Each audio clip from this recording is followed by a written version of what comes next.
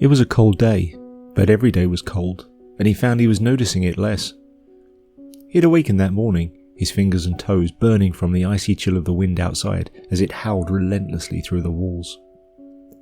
They were not up to the punishment, being made as they were, from logs cut from the trees that grew outside and lashed together many decades ago. The shack was barely habitable. Nothing more than a few sticks of furniture were dotted about the place, and his bed was just a mess of old rags he'd managed to collect into a big enough area to rest his weary body on. He finished his breakfast, carefully mopping up every last morsel of food from a battered metal plate that he hadn't been able to properly clean. He had found tins of things hidden away at the back of a cupboard, and he'd had to fight his way past spiders and something furry to get at them. The labels were torn away, and he could only guess as to what was inside. It was the work of nearly half an hour every morning to smash one open enough with a rock to get at whatever it contained. The greater problem was what was going to happen when they ran out. You could always just leave, she told him grumpily. He looked up at her and smiled through the sour taste of what he presumed were canned peaches served on a plate that had been wiped clean on the dew-covered grass outside. Why would I leave? You can't live like this, she told him, scowling at the plate and then flashing him a sympathetic smile. What would your daughter think if she could see this? It took me over 3 years to get here, he said. I'm not going to leave. If I can't live like this, then this is the way I'll die. It's perfect. Ton, she began with a sigh before looking away from his relentlessly optimistic gaze. Martha, he began, I worked harder than I can ever explain to be here. For the first time in 3 years, I'm happy. This is the happiest I've been in as long as I can remember. Martha raised a cup of coffee to her lips and took a sip. He felt like he could smell the rich, strong aroma of the fine ground beans. He could almost taste it. This is no way for a man of your age to live, Tom. But it's a fine way to die, he said with a smile, and at that moment, he felt that it was a fine way indeed. The table they sat at had never been intended to serve as a table at all. It was just a packing crate he had found outside in a woodshed, and he'd arranged 2 cut-down stumps as stools. The height was all wrong, and days of sitting at it had caused his back and shoulders to cramp up. Don't you miss your books? She said softly. Of course, he told her. I miss lots of things. I miss running water. I miss electricity. I miss eating food that I didn't have to batter to death with a rock. He looked at her carefully, taking in every line of her face, committing every minute detail to memory once again. I miss my books. I miss reading. I miss discovering new things and solving challenges. But Martha, all of that has led me here. All of that reading, all that work gave me the chance to have the greatest wish fulfilled. This is it. She raised an eyebrow and shook her head at him. Your greatest wish is to have a bucket as a toilet. He laughed, and for a moment that old spark in his eyes was back. It was a youthful gleam that she'd always told him was simply irresistible to her. He'd always jokingly admitted that the first thing that had caught his eye was a slightly too short skirt and a low-cut blouse. I can only aspire to a bucket, he said wistfully. It's an old paint tin. I hope. I'm not totally sure. She grumbled, a low noise from the back of her throat.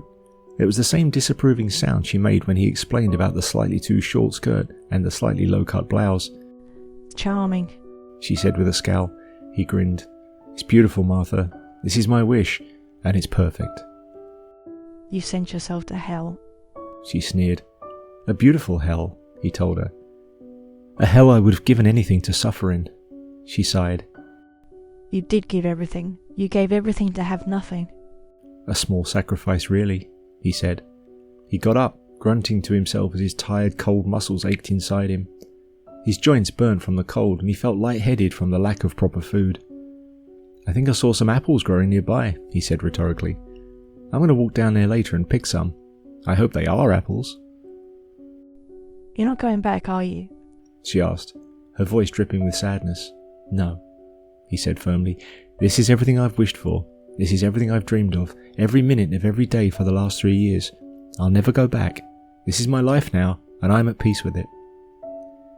She huffed a weary breath. I think there's a raccoon in your bed. I saw it moving. I don't think of it as a raccoon, he told her with an inappropriately bright smile. I think of it as a cross between a pet and lunch, depending on the circumstances of the day. That's great, she grunted sarcastically. Well, at least I've got you, he grinned. A dark time indeed when you celebrate your increasingly desperate mental state, she said.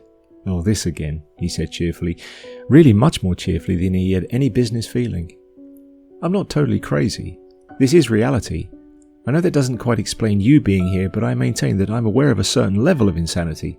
They do say that you're not truly mad if you know you're mad. She rolled her eyes. It's all so familiar. This is all mad. She shook her head, and for the first time his cheeriness vanished momentarily. This is the only sane thing left in this world. Vanishing into a lost wood to live in a crumbling hut out in the middle of absolutely nowhere. She snapped. That's sane, is it? He smiled. He even felt happy again. It's everything I wished for. I knew what was going to happen. Wishes. She huffed. Just one wish, he corrected her. Maybe I could have found more. Maybe I could have had my 3 wishes, just like in all the stories we tell our children. Who knows? What I do know is that there was only one thing I really would have wished for, and this is it. She sat on her stump and glared at him accusingly.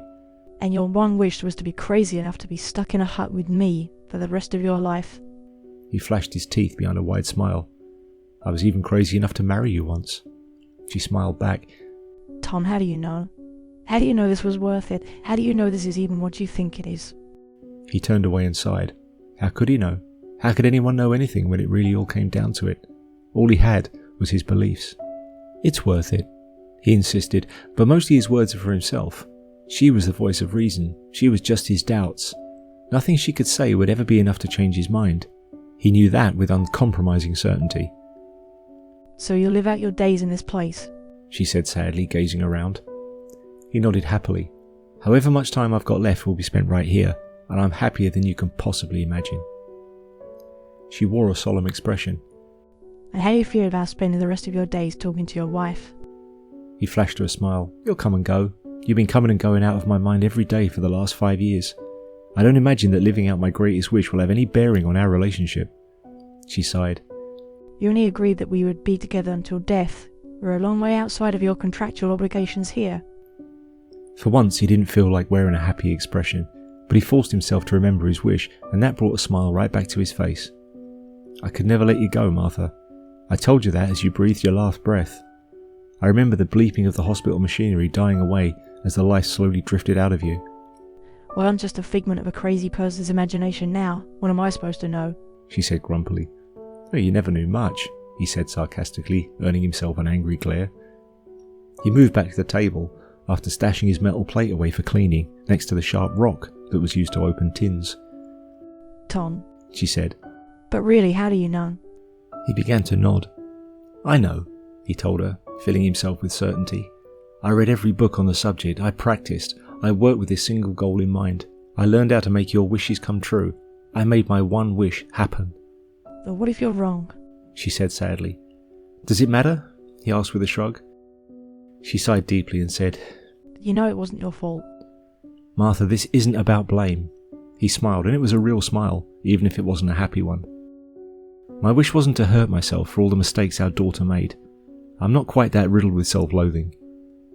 It was my fault, Martha said after a lengthy pause.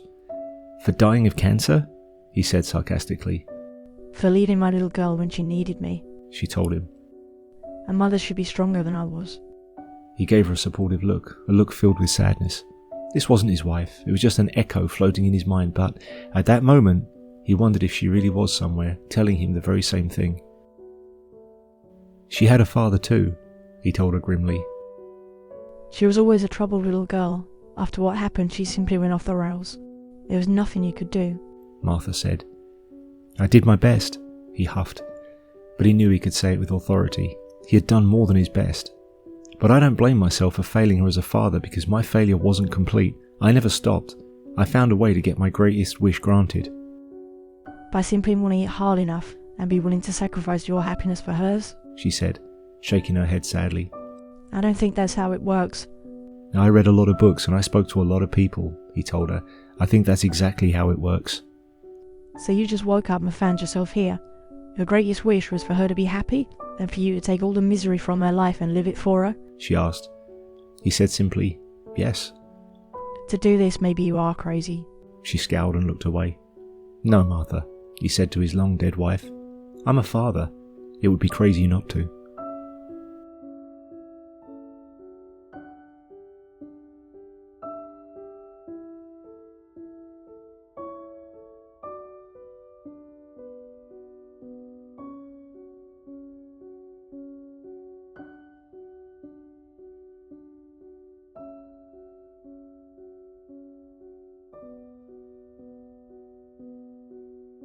At edgeverse.org, all our books, novels and stories are absolutely free, no sign-up, no email and no login required.